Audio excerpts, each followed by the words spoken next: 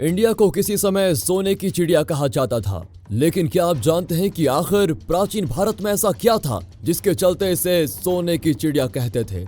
आइए आपको एक चौंकाने वाला फैक्ट बताते हैं। साल 1700 में पूरी दुनिया में जितना पैसा कमाया गया था उसका लगभग 22.6% हिस्सा भारत के पास था। इसका मतलब यह है कि लगभग उतना ही जितना यूरोप ने उस दौरान कमाया था। लेकिन 1952 में यह नंबर बहुत कम होकर मात्र 3.8% रह गया। इससे अंदाजा लगाया जा सकता है कि भारत को कितना लूटा गया था। अपार धन संपदा, ज्ञान और सांस्कृतिक प्रगति के कारण इंडिया दुनिया के समृद्ध देशों में से एक था। लेकिन एकदम से ऐसा क्या हुआ कि भारत की शक्ति कमजोर होती गई और एक समय ऐसा भी आया जब इंडिया गुलामी की जंजीरों में जकड़ लिया गया। दोस्तों, हमारे चैनल में आपका स्वागत है। आप शायद जान ही चुके होंगे कि आज हम किस बारे में बात कर रहे हैं। इस वीडियो में हम अंग्रेजों के सत्ता में आने से पहले भारत की कहानी को देखेंगे और हम ये भी पता लगाएंगे कि भारत में कला, संस्कृति और ज्ञान विज्ञान की कैसी स्थिति है। Part 1, ancient India. दोस्तों, आइए सबसे पहले शुरुआत सिंधु घाटी सभ्यता से करते हैं। ये सभ्यता लगभग 2600 ईसा पूर्व से 1900 ईसा पूर्व तक अस्तित्व में थी। ये भारत के उत्तरी और उत्तर पश्चिमी भागों में स्थित थी। ये सभ्यता अपनी एक्सीलेंट नगर योजना के लिए बहुत ही लोकप्रिय थी। हड़प्पा और मोहनजोदड़ो सिंधु घाटी सभ्यता के सबसे प्रसिद्ध शहर थे और प्राचीन उन्नत के सबसे बेहतरीन एग्जाम्पल। एक्सकवेशन से प्राप्त जानकारी के अनुसार यहाँ व्यवस्थित ग्रिड जैसी सड़कें, आधुनिक सुविधाएं, साथ ही बहुमंजिला इमारतें भी थी। हालांकि इतनी उन्नत सभ्यता होने के बावजूद 1900 ईसा पूर्व तक सिंधु घाटी सभ्यता का अंत हो गया। दोस्तों, इसका पतन कैसे हुआ ये आज भी एक रहस्य बना हुआ है। इसके पतन के बाद कुछ शताब्दियों तक सूनापन रहा और फिर 1500 ईसा पूर्व में वैदिक काल शुरू हुआ। वैदिक काल प्राचीन भारतीय इतिहास का एक महत्वपूर्ण चरण है। इस काल की समयावधि 1500 ईसा पूर्व से 500 ईसा पूर्व के बीच थी, जिसमें हिंदुओं के सबसे पुराने धर्म ग्रंथ वेदों का संकलन किया गया था। इस युग में भजन, अनुष्ठान और दार्शनिक शिक्षाओं की रचना की गई, जिसने बाद के हिंदू धर्म की और सांस्कृतिक प्रथाओं का आधार तैयार किया। इस कालों के ग्रंथों में इंद्र, अग्नि, वरुण और अन्य देवताओं की पूजा पर जोर दिया गया था। इसी दौर में कर्म और मोक्ष जैसे दार्शनिक विचार भी प्रारंभिक हिंदू धर्म के आध्यात्मिक और दार्शनिक विकास का हिस्सा बन गए। दोस्तों, वैदिक काल के बाद भारत में महाजनपद युग की शुरुआत हुई। इस समय 16 महाजनपदों का उदय हो चुका था, जिसमें मगध सबसे शक्तिशाली था। मगध वर्तमान बिहार में गंगा के दक्षिण का क्षेत्र है। 6ठी शताब्दी ईसा पूर्व में हरियांका वंश का मगध पर शासन था। दोस्तों, यहाँ ध्यान देने वाली बात यह है कि बुद्ध और महावीर का जन्म भी इसी काल में हुआ था।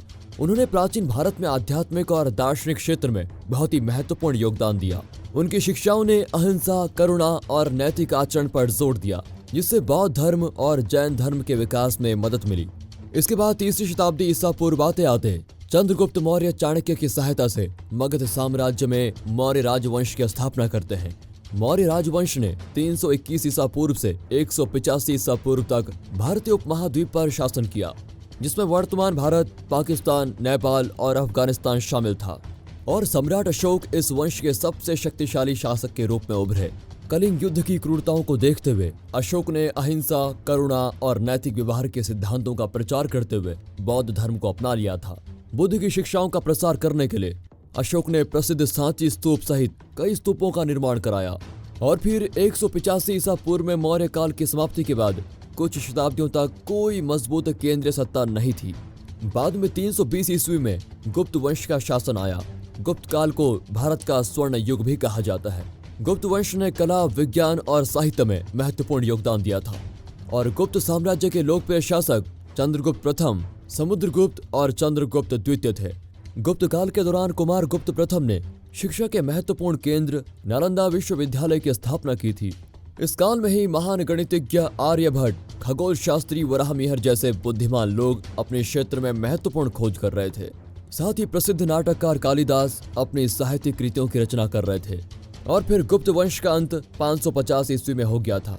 Part 2, medieval India.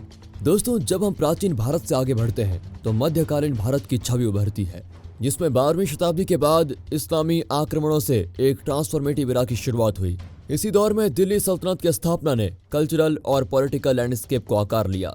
Qutubuddin Aibak, Alauddin Khilji और मोहम्मद बिन तुगलक जैसे शासकों ने हिंदुस्तान में अपने शासन को एक नए तरीके से डिफाइन किया। 1526 में बाबर के नेतृत्व में मुगल साम्राज्य के उदय के बाद नई तरह की कलात्मक और आर्किटेक्चरल स्टाइल के युग की शुरुआत हुई। अमीर खुसरो जैसे प्रमुख नामों ने साहित्यिक क्षेत्र को रोशन किया। इसी मध्यकालीन युग में कुतुब मीनार, ताजमहल, जामा मस्जिद, लाल किला और फतेहपुर सीकरी में बलुआ पत्थर की इमारतों का निर्माण हुआ, जो इंडो इस्लामिक वास्तुकला का एक शानदार उदाहरण है। इसी काल में साहित्य का भी काफी विकास हुआ, जिसमें बाबा फरीद और निजामुद्दीन औलिया जैसे सूफी फकीरों की रचनाएं प्रमुख हैं। लिटरेरी एक्सप्रेशन के माध्यम के रूप में फारसी और उर्दू भाषाओं के विकास ने भी इस अवधि के दौरान एक महत्वपूर्ण सांस्कृतिक परिवर्तन को मार्क किया था। Part 3, regional empires and cultures. दोस्तों, मध्यकाल के दौरान जहां मुगल साम्राज्य अपने विस्तार में व्यस्त थी, वहीं दूसरी तरफ विजयनगर साम्राज्य, चोल राजवंश और मराठा साम्राज्य जैसे रीजनल एम्पायर्स के राइज ने भी भारत के सांस्कृतिक और राजनीतिक लैंडस्केप को महत्वपूर्ण रूप से प्रभावित किया। 9वीं से 13वीं शताब्दी तक चोल राजवंश खूब फला फूला। राजराजा चोल प्रथम और राजेंद्र चोल प्रथम यहाँ के प्रमुख शासक थे। राजराजा चोल प्रथम द्वारा निर्मित तंजावुर का बृहदेश्वर मंदिर इस साम्राज्य की वास्तुकला कौशल के प्रमाण के रूप में मौजूद है। तो वहीं इस दौर में 1336 में स्थापित विजयनगर साम्राज्य कृष्णदेव राय के शासनकाल के दौरान अपने चरम पर पहुंच गया था। हप्पी की विठल मंदिर और विरूपाक्ष मंदिर विजयनगर के प्रमुख स्मारकों के रूप में से एक है।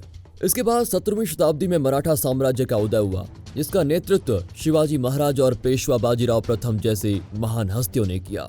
मराठा काल की अनूठी स्थापत्य शैली को रायगढ़ किले और लाल महल जैसी स्ट्रक्चर्स में खूबसूरती से प्रदर्शित किया गया था, जो मराठा वास्तुकला की प्रतिभा को उजागर करती है। इसके अलावा मराठा साम्राज्य के संत तुकाराम और ज्ञानेश्वर जैसी प्रसिद्ध हस्तियों की रचनाओं ने मराठी साहित्य में महत्वपूर्ण योगदान दिया। Part 4, early British arrival.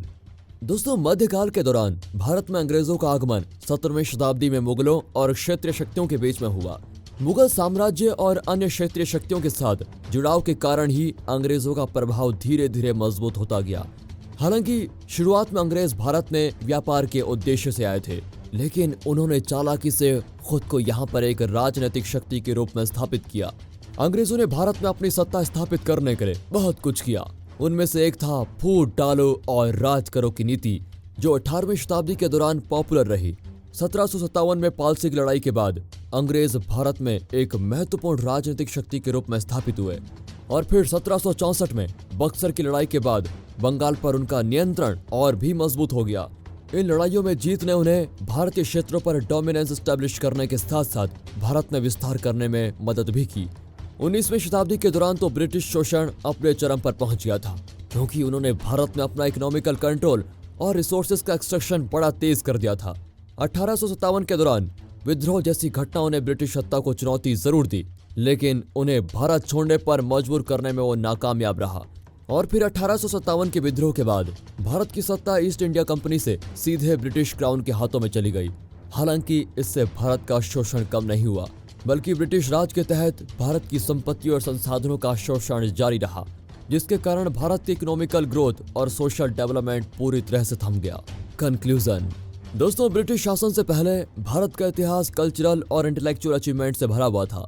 विकसित सिंधु घाटी सभ्यता और शक्तिशाली मौर्य और गुप्त साम्राज्यों ने वास्तुकला, साहित्य और दर्शन के विकास को एनकरेज किया, जो भारतीय समाज की सांस्कृतिक धरोहर के रूप में महत्वपूर्ण भूमिका निभाते हैं। प्राचीन काल की इस विरासत को मेडिवल टाइम्स के दौरान चोल राजवंश, विजयनगर साम्राज्य और मराठा साम्राज्य के द्वारा वास्तुशिल्प, साहित्य और बौद्धिक क्षेत्र में जारी रखा गया। तो दोस्तों, आपसे उम्मीद है कि आपको ये वीडियो पसंद आया होगा। इस वीडियो को लाइक और शेयर जरूर करें और ऐसी जानकारी पूर्ण वीडियो देखने के लिए हमारे चैनल को सब्सक्राइब करें और नोटिफिकेशन ऑन करें, ताकि आप तक हमारे सारे अपडेट्स पहुंचते रहें।